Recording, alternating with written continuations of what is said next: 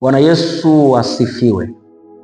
Tunaendelea na mfululizo wa somo letu la imani, na siku ya leo natamani nizungumze na wewe moja ya njia ambazo mtu anaweza akapokea uponyaji wake kwa Mungu. Unakumbuka kitu pekee ambacho kinaweza kikafanya upokee vitu kutoka kwa Mungu ni imani. Imani ndilo daraja pekee la kupokea vitu kutoka kwa Mungu kuja kwako. Ndio maana Biblia inasema pasipo imani haiwezekani kumpendeza Mungu. Na maeneo mengine Biblia inasema mwenye haki wangu ataishi kwa imani. Maana yake kitu pekee ambacho kitafanya uishi ahadi za Mungu, uishi promises za Mungu, uishi vitu ambavyo Mungu ameahidi kwa ajili ya maisha yako ni imani yako.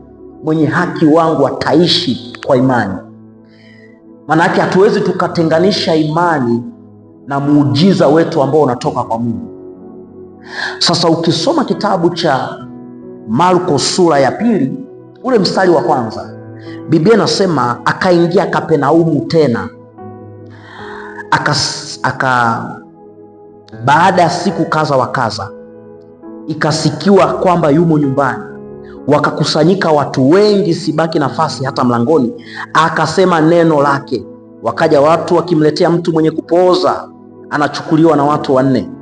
Na walipokuwa hawawezi kumkaribia kwa sababu ya makutano, walitoboa dari pale alipokuwapo, wakisha kuivunja wakaliteremsha godoro alilolalia yule mwenye kupooza. Naye Yesu alipoiona imani yao, akamwambia yule mwenye kupooza, mwanangu, umesamehewa dhambi zako. Yesu alipoona imani ya watu waliombeba yule mtu aliyepooza, Yesu akamwambia aliyepooza, umesamehewa. Yesu hakuiona imani ya mtu aliyepooza, aliona imani ya watu waliyembeba aliyepooza.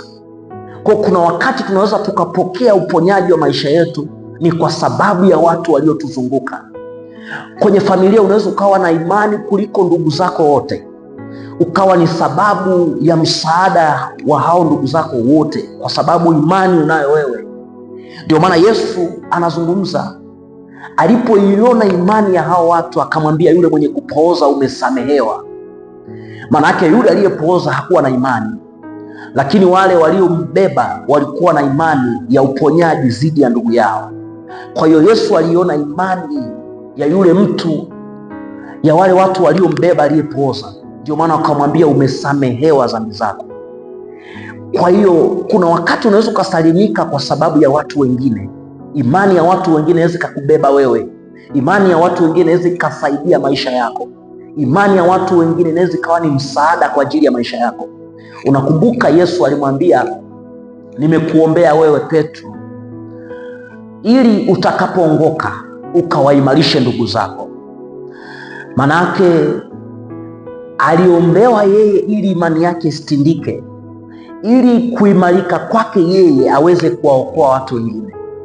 Imani yako ina nguvu kubwa sana ya kuokoa watu wengine. Kuna ndugu zako ambao unatamani waache baadhi ya tabia, waache baadhi ya vitu, au waanze kusali. Maombi yako ya imani yanaweza yakamuokoa yule mtu. Na ndio maana kuna wakati Biblia inasema kuomba kwao wenye haki kutamuokoa yule mgonjwa. Lakini si tu kuomba kwao kwa imani kutamuokoa yule mgonjwa. Kwa inahitajika imani wakati mwingine ya mtu mwingine kusaidia mtu mwingine. Hiyo ni moja ya njia ambayo mtu anaweza akapokea uponyaji wake kutoka kwa Mungu. Lakini njia nyingine ni imani binafsi ya mtu. Wewe binafsi imani yako inatosha kuponya maisha yako. Maanake ni imani ambayo unaweza ukapita circumstance ngumu sana, unahitaji imani yako binafsi. Ndio maana Yesu kuna wakati alikuwa anawaambia watu, imani yako imekuponya. Maanake kilichosababisha uponyaji ni imani ambayo ni ya kwako wewe mwenyewe. Maanake imani ambayo inaishi na wewe, imani ambayo inatembea na wewe. Na unakumbuka Yesu kuna watu walikuwa anawaambia, sijawahi ona imani kama hii. Manake kuna level tofauti za imani. Kadiri ambavyo unaendelea kumwamini Mungu, ndivyo zao na wingu la imani linaendelea kukua na kutembea kwa spidi kubwa kwa ajili ya maisha yako. Kwa hiyo usisahau ya kwamba kuna imani ya mtu mwingine inaweza kumwokoa mtu mwingine, lakini imani yako binafsi ina nguvu kubwa kwa ajili ya kuyaokoa maisha yako. Shalom.